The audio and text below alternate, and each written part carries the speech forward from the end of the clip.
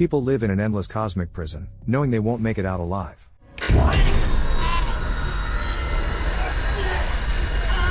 5 years before the Battle of Yavin, Cassian Andor arrives on the planet Morlana 1, a territory controlled by the Pre-Mor Authority Corporation. Trying to remain as inconspicuous as possible, he slips into a brothel under the cover of night to search for his missing sister, Carrie. After talking to the manager, he asks about a girl from the planet Kenari. Their conversation attracts the attention of two Pre-Mor Authority security guards, who become upset because they believe they should be served first, having arrived before the outsider. While the woman looks for the girl, the two guards continue to hassle Cassian, growing angrier as he doesn't react to their provocations and maintains his composure. Eventually, the manager informs him that his sister quit her job 2 months ago and vanished without a trace, leaving no information on her whereabouts. Realizing there's nothing more he can do, Cassian quickly leaves the brothel and heads back to his ship. On his way, the two security guards catch up to him, eager to assert their authority and superiority. They threaten to fine Cassian for violating curfew and parking his ship behind the dam. Trying to avoid trouble and arrest, Cassian offers them all the money he has in his pocket. Despite his cooperation, the guards continue to mock him and threaten to detain him for identity verification.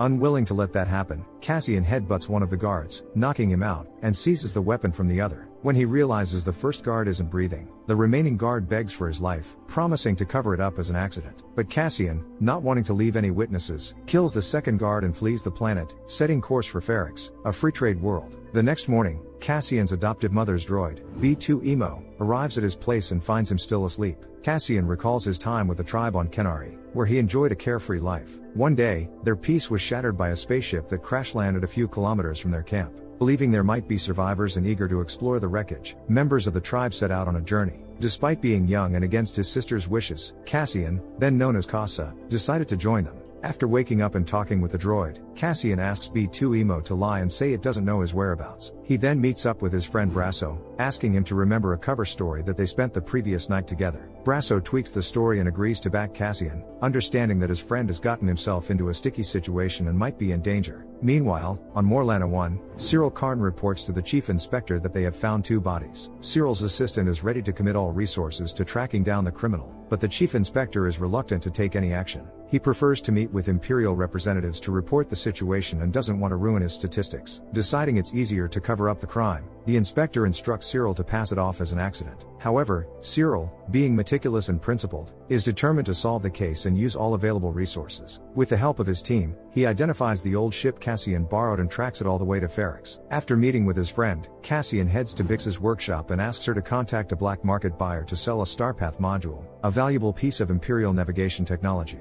Although Bix is willing to buy the module herself without involving the secret buyer, Cassian wants to get the best price possible. Agreeing to help, Bix goes to a secret location to call the buyer and arrange a meeting. Bix's boyfriend, Tim, is suspicious and follows her but loses track of her in a crowded street. Later, Cassian avoids a creditor, lacking the funds to repay his debt. To cover up the evidence of his activities on Morlana 1, Cassian hacks into the spaceport system to erase the records of his night flight. In a flashback, a group from the Kenari tribe heads towards the crashed spaceship but first encounters a massive Republic mining operation. To avoid drawing attention, they retreat into the forest, where they find the wrecked ship. The leader of the exploration team decides to approach and check if any crew survived. One of the pilots shoots a member of the tribe, who is then attacked with poison darts. The tribe leaves the scene to return their fallen warrior home, but Casa, as he was then known, decides to stay and enter the ship. Cyril interrogates the brothel staff and learns that the guest mentioned being from the planet Kenari. Cyril puts out a search warrant for this individual, and soon Bix, her boyfriend Tim, and Cassian's mother, Marva, become aware of it.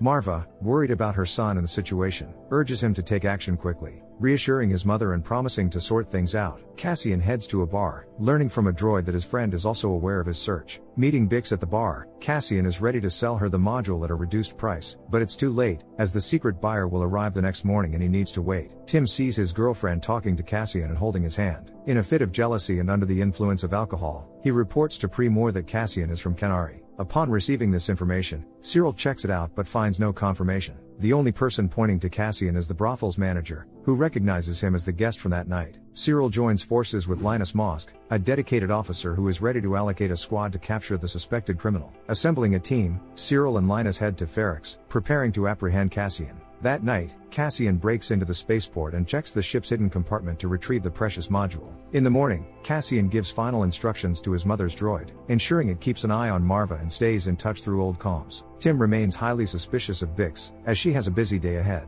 Suspecting she is lying and secretly meeting with Cassian, Tim is determined to report her actions to the authorities. Meanwhile, Cassian arranges a flight to another planet, agreeing to pay any amount to escape before he gets arrested. Soon, the secret buyer, Luthen Rael, arrives on Ferrix. In a flashback, Cassian sneaks inside the crashed spaceship. Finding no living crew members, he becomes enraged over the actions of the only person they previously discovered. Seeking revenge, Cassian begins to smash everything in sight. A few minutes later, Marva and her husband Clem, thieves looking to steal valuable parts to sell on the black market, enter the ship. Upon meeting the boy, they attempt to communicate but realize they speak different languages. Security approaches the ship and eliminates all intruders. Realizing the danger and having no time to explain, Marva uses a tranquilizer to put the boy to sleep and escapes with him on their ship. Back in the present, Cassian is aware that Pre-More security could arrest him at any moment. Meeting with Brasso, he promises to repay all debts and asks him to look after his mother so she doesn't feel alone. Upon arriving in Ferrix, Luthen meets with Bix and learns about the current situation. The security forces also arrive on the planet and are clearly unwelcome. Cyril and Linus first go to Marva's house and conduct a thorough search, demanding that she surrender her son. Although Marva does not disclose Cassian's whereabouts, he tries to contact the droid, which leads Pre-More security to determine that the fugitive is at an old abandoned factory. As the three groups head out to find Cassian, he meets with Luthen.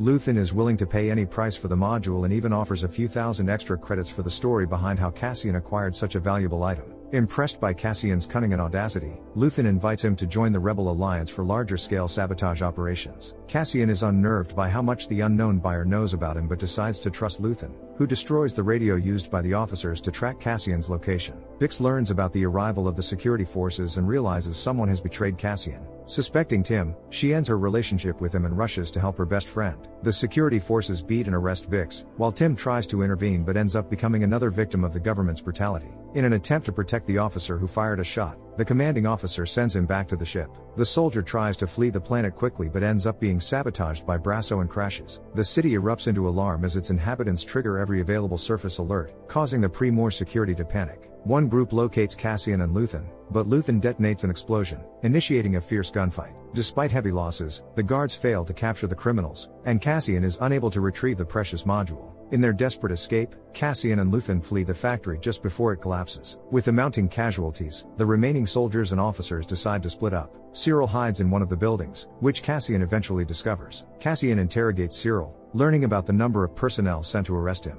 As the alarm subsides, fear intensifies among the soldiers. Cassian and Luthen attempt to escape in a vehicle, but it is destroyed in an explosion. Moments later, it becomes clear that the explosion was a diversion, taking even more lives. As Cyril and Linus grapple with their losses, Cassian and Luthen make their departure from the planet. En route to the planet Aldhani, Luthen reveals that a group of rebels is preparing to attack an Imperial airbase to steal the payroll for the garrison. Cassian is skeptical of the plan, believing it to be overly ambitious and likely to end in disaster. Despite his fears, Cassian reluctantly agrees to join the group, adopting the alias of his deceased adoptive father, Clem. Luthen promises a payment of 200,000 credits for a successful mission and temporarily hands over his pendant as a sign of good faith. Upon arriving on Aldhani, Luthen meets with Vel, the leader of the rebel group, and informs her that he has brought another participant for the upcoming operation. Vel is initially doubtful but is coerced by Luthen into accepting Cassian into the team, acknowledging that Cassian is a mercenary who will not be missed if he doesn't survive the dangerous mission. As they make their way to the camp, Cassian tries to learn more about Luthen, but Vel is evasive and orders that Luthen's involvement in the operation not be discussed with the other group members. At the camp, Cassian is greeted with open hostility and distrust, but it is understood that additional help will be beneficial. Meanwhile, Cyril, Linus, and their superior receive a severe reprimand for the events on Ferrix. They are all placed on compulsory leave and dismissed in disgrace. Not wanting to stay in a place where he is regarded as a failure, Cyril returns home and reconnects with his mother. At the same time, Lieutenant Deidre Miro of Imperial Intelligence takes a keen interest in the incident. She is determined to obtain the case materials but faces resistance from her colleagues, who view her actions as an attempt to curry favor with higher-ups rather than a genuine concern for the Empire's problems. Luthen travels to Coruscant, where he poses as an antique dealer and meets with Senator Mon Mothma. Although she supports the opposition, it is becoming increasingly difficult for her to maintain this stance. She faces constant changes in drivers, security, and colleagues, raising the risk of espionage and exposure. Unable to provide the rebels with supplies and weapons, she promises to do everything she can to improve the situation.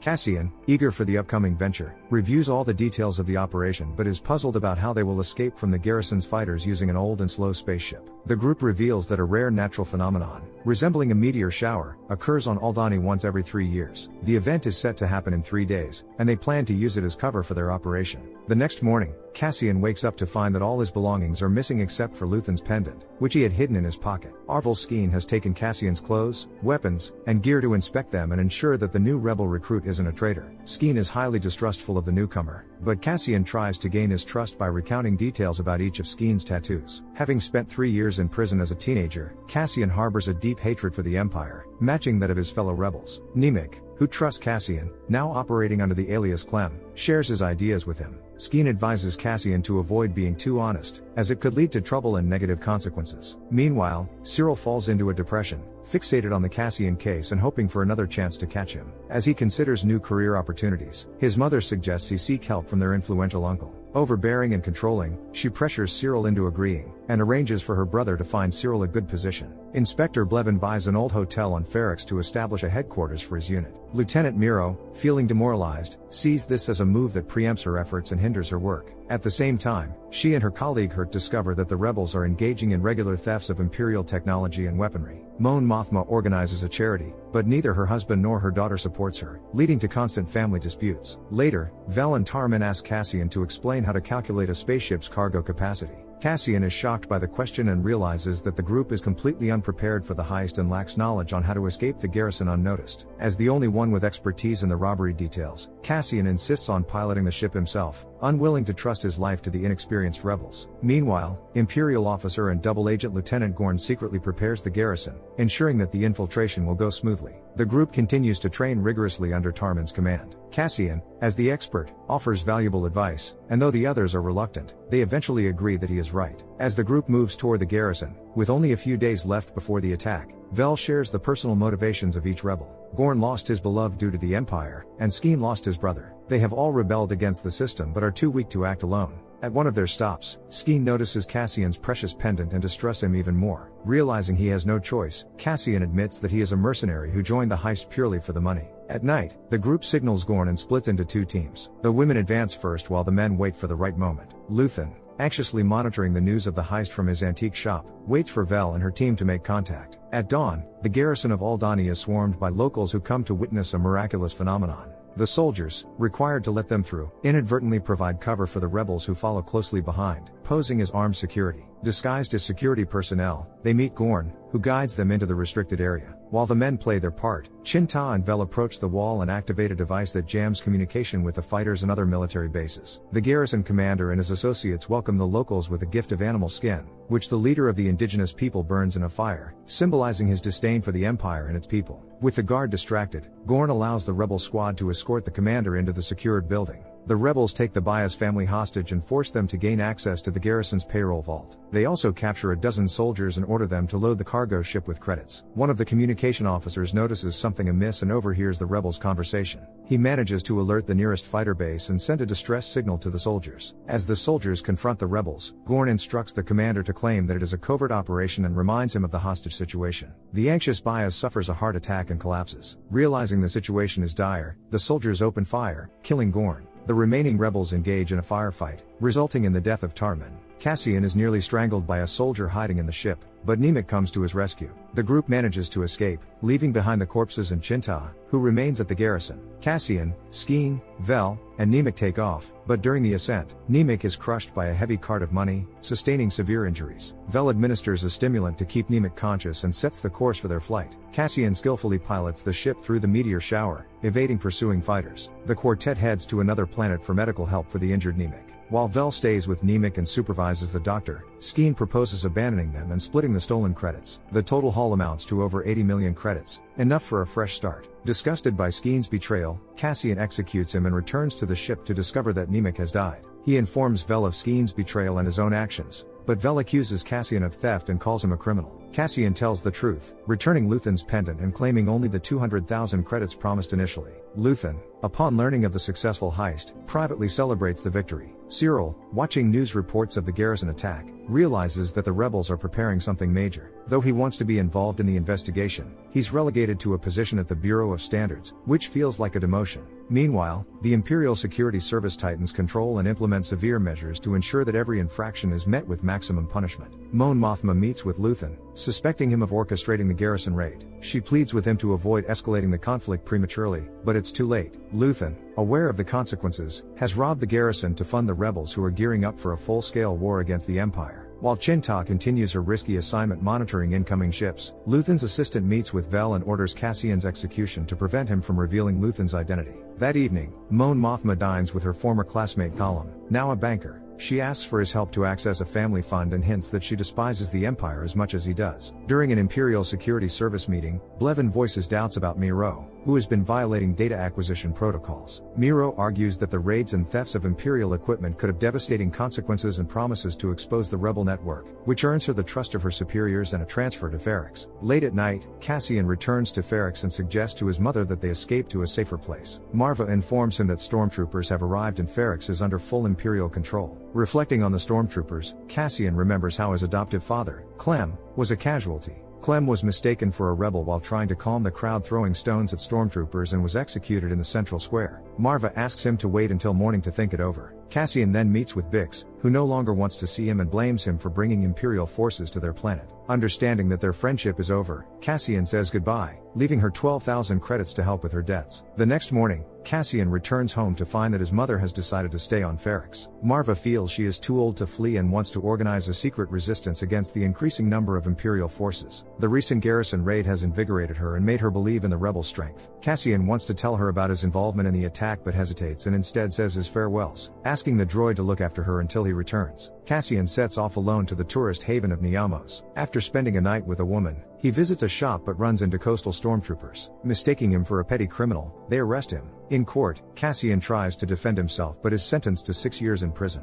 Miro summons Cyril for questioning to gather more details about the incident on Ferrix. The former deputy security officer requests access to the case files and points out missing data. He is eager to answer all her questions and even offers to help track down Cassian to exact revenge for the failed mission and his ruined reputation. Cyril is determined to use every resource at his disposal to find the fugitive, but Miro, not needing his assistance, threatens him with dismissal if he continues to meddle in matters outside his current position in the Bureau of Standards. During a meeting with the Imperial Security Bureau, Miro proposes a thorough search of Ferrix to locate Cassian and his associates and to suppress the rebels who are covertly planning a war. Meanwhile, Cassian and other prisoners arrive on the planet Narkina 5, a sprawling prison complex housing thousands of inmates. The guards don't carry weapons, as they are unnecessary. Escape is impossible. The floor is made of a special type of metal that delivers painful electric shocks, which is why prisoners are barefoot while the guards wear shoes. Cassian is assigned to a labor crew of 7 men who must work as quickly and efficiently as possible, competing with other crews. The worst performing shift is punished, while the best receives better food. At night, prisoners are forbidden from leaving the rest area, as the floor becomes lethally charged, killing anyone who steps on it. Mon Mothma continues to meet with bankers and other contacts, trying to discreetly secure funding for the resistance against the Empire. A month passes, and Cassian begins to adjust to prison life, striving to excel in his work to earn better food. Meanwhile, Marva's health deteriorates, and she could pass away at any moment. Despite this, she remains defiant, searching for weaknesses in the Imperial Security Bureau's hotel, hoping the rebels can infiltrate and eliminate the enemy.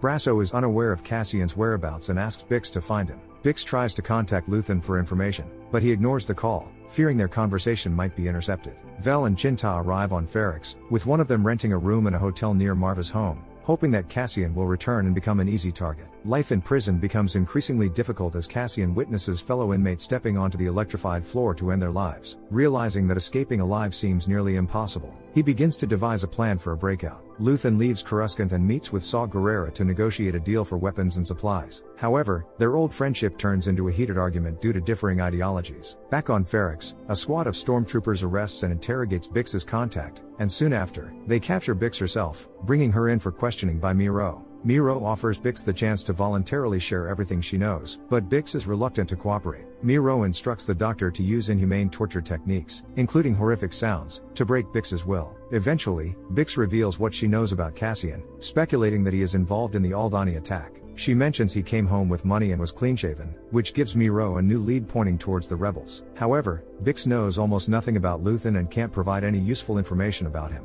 After the torture, Miro permits the public execution of the radio operator but holds on to Bix, just in case she proves useful in identifying Luthen. Meanwhile, Cassian continues working in the prison. During one shift, an elderly worker in his crew becomes ill and struggles with his duties. To cover for his colleague, Cassian asks another inmate to help Olaf and ensure that the guards don't notice he's falling short of his quota. Concealing his plans from most, Cassian secretly saws through a pipe in the bathroom, hoping it will help them escape. He has an accomplice who suggests attacking the guards when they're on the lift, but Cassian deems this plan too risky. Mon Mothma remains active in politics, but more and more senators are turning away from her. Her cousin Vel arrives to offer support, encouraging Mon Mothma to stay reserved and discreet. Vel herself pretends to be a wealthy, apolitical woman, hiding her true role as a rebel. At the same time, Mon Mothma continues meeting with her former classmate and banker to secure funds for the rebellion while also concealing part of her financial transactions. After one shift, the prisoners notice something strange. In the glass corridor where they can communicate with inmates from other blocks, they realize that the guards are deceiving them.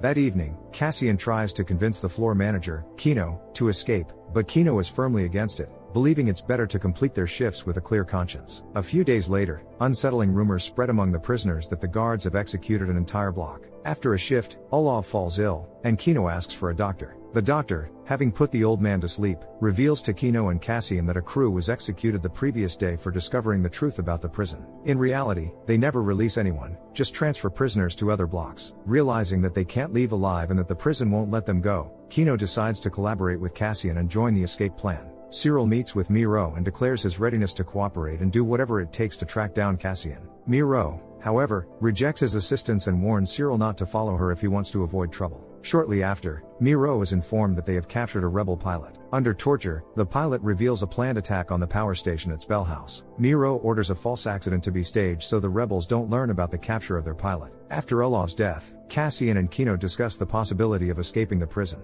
Kino suggests they come up with a plan, but Cassian insists they can't wait any longer. He already has an idea and wants to execute it the next day, at the moment when the guards bring in a new prisoner. Back in the cell block with the other inmates, Kino decides to reveal the truth about what's happening in the prison. He admits that there's no way out alive and that all 5,000 prisoners are trapped. The only way to leave this place is to escape together. Meanwhile, Marva's health deteriorates, and a doctor is called in to see her. Vel's friend and Miro's assistants are watching closely, expecting Cassian to show up to see his mother at any moment. Mon Mothma meets with Davos Skulldun, a suspicious but successful businessman. He's willing to help with funding, but in return, he proposes introducing his son to Mon Mothma's daughter. She is firmly against this, refusing to use her daughter's marriage as a bargaining chip for financial support. Knowing that a new prisoner is about to arrive, Cassian sneaks into the bathroom and sabotages the plumbing, causing a flood on their level. This disables the security system, preventing the guards from electrifying the floor to punish disobedient prisoners. The inmates join forces, attack the guards, and seize their weapons. Despite the loss of many lives, the prisoners press on,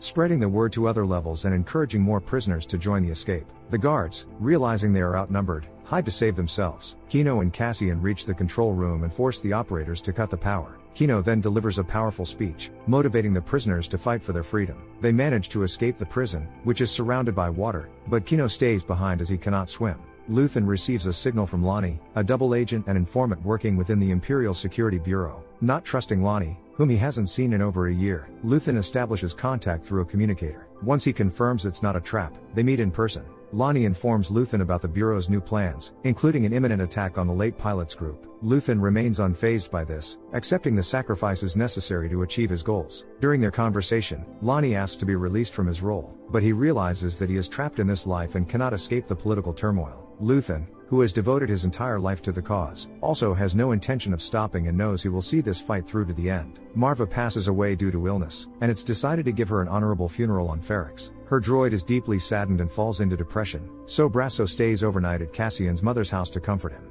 When Miro learns about Marva's death, she allows the funeral to proceed, believing it will help root out the resistance movement on the planet. Vel meets with Luthen's assistant, sharing the news about Cassian's mother, thinking it's significant information. Meanwhile, Mon Mothma confides in her cousin that she's being forced to marry off her daughter to the son of a wealthy man to secure funding and cover a budget shortfall. At the same time, her daughter starts attending group meetings to study Chandraland culture and traditions. Miro continues to torture Bix, suspecting that the secret buyer was Krieger, who's planning an attack on Spellhouse. Cyril also hears about Marva's death and assumes that Cassian will return home for her funeral. Luthen visits Saw Gerrera and learns that he has decided to support Krieger's attack. Luthen urges him not to go through with it, revealing that the Imperial security forces are aware of the plan and it's a trap. Saw wants to warn Krieger, but Luthen advises against it. They can either sacrifice 30 people to make the Empire believe in its own strength and continue preparing for a rebellion and war, or they can save Krieger's men but jeopardize the entire mission. After some thought, Saw realizes Luthen is right, and the human losses are a small price to pay for the greater goals they're aiming to achieve. On his way back, Luthen's ship is stopped by an Imperial patrol for an inspection.